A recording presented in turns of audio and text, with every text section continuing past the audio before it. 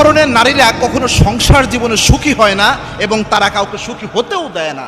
মারাত্মক একটা বিষয়, যেটা বর্তমান সমাজে যে পারিবারিক সুখ শান্তি নাই, এর জন্য অন্যতম একটা কারণ। দুইটা ক্যারেক্টারিস্টিক্স যে নারীদের মধ্যে থাকে, তাদের দ্বারা সাধারণত সুখ আশা করা যায় না। তার মধ্যে এক নাম্বার হচ্ছে যে নারীরা অতিরিক্ত জেদি হয় এবং কথায় কথায় তর্ক করে, এরকম প্রবণতা যে নারীর মধ্যে থাকে। মনে রাখবেন, একজন নারীর জীবনে তার আব্বা আম্মার থেকেও অনেক বেশি গুরুত্বপূর্ণ হচ্ছে তার স্বামী একজন নারীর জীবনে। কেননা একজন নারীর যখন বিয়ে হয়ে যায়, এই আল্লাহর দুনিয়ায় সবচেয়ে রেসপেক্ট দিবে যাকে, সে হচ্ছে তার স্বামী। এটা গুরুত্বপূর্ণ একটা বিষয়। এবং কি আল্লাহর হাবিব সাল্লাল্লাহু আলাইহি সাল্লাম জানিয়েছেন, নারীরা যদি জানতো তার স্বামীর কত মর্যাদা, আল্লাহর হাবিব জানিয়েছেন, তাহলে নারীরা তার স্বামীর গালের মধ্যে যদি পুজো হতো, শরীরের মধ্যে যদি পুজো হতো, তার ওই নারীরা তাদের নিজের গাল দিয়ে ওই পুজকে পরিষ্কার করে দিত।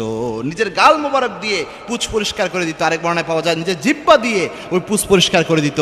নারীরা যদি বুঝতো তার স্বামীর কতটা মর্যাদা। সুতরাং এটা দিয়ে আল্লাহর হাবিব সাল্লাল্লাহু আলাইহি ওয়াসাল্লাম নারীদের বুঝিয়েছেন গুরুত্ব।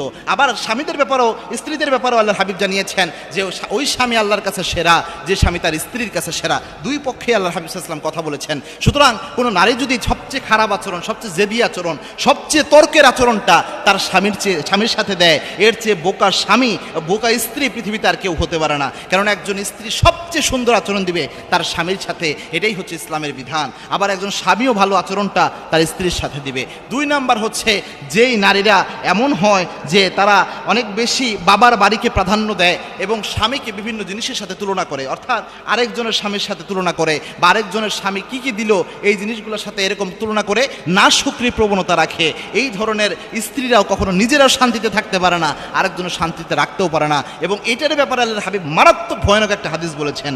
আল্লাহর হাবিব সাল্লাল্লাহু আলাইহি ওয়াসাল্লাম জানিয়েছেন, আমি যখন মেরাজের রাতে জাহান্নাম পরিভ্রমণ করেছি, আমি দেখেছি জাহান্নামের মধ্যে পুরুষদের তুলনায় বেশি সংখ্যক নারীরা অবস্থান করছে। সাহাবা একরাম প্রশ্ন করেছেন, ইয়া রাসূলুল্লাহ, নারীরা কেন এত বেশি অবস্থান করছে? আল্লাহর হাবিব সাল্লাল্লাহু আলাইহি ওয়াসাল্লাম জানিয়েছেন, নারীরা তিন কারণে বেশি জাহান্নামে যাবে। আরেক বর্ণনায় এসেছে 2 কারণে বেশি জাহান্নামে যাবে। এক নাম্বার কারণ হচ্ছে আনতাকফুরুনাল আশিরা, নারীরা বেশি বেশি স্বামীর নাশুকরি করে, এই জন্য নারীরা বেশি বেশি জাহান্নামে যাবে। বেশি বেশি স্বামীর নাশুকরি করে, স্বামী 1000 দেয় তাও বলে আমার কিচ্ছু দেয় নাই, তোমার কাছে আমি বিয়ে করে কিচ্ছু পাই নাই, আমি নারী দেখে, আমি স্ত্রী দেখে তোমার ঘর করতেছি, অন্য কোনো নারী হলে তোমার ঘর করতো না। এই কথা যদি কোনো স্ত্রী বলে, আরেক হাদিসে আল্লাহর হাবিব জানিয়েছেন, জান্নাতে যাওয়া তো দূরের কথা, ওই নারী জান্নাতের সুঘ্রাণও পাবো না। এ ধরনের ইসলামিক ভিডিও পেতে আমাদের পেজটিকে ফলো করুন এবং আমাদের ইউটিউব চ্যানেল নিবাস ইসলামিক স্টুডিও চ্যানেলটিকে সাবস্ক্রাইব করুন। ধন্যবাদ। আসসালামু আলাইকুম।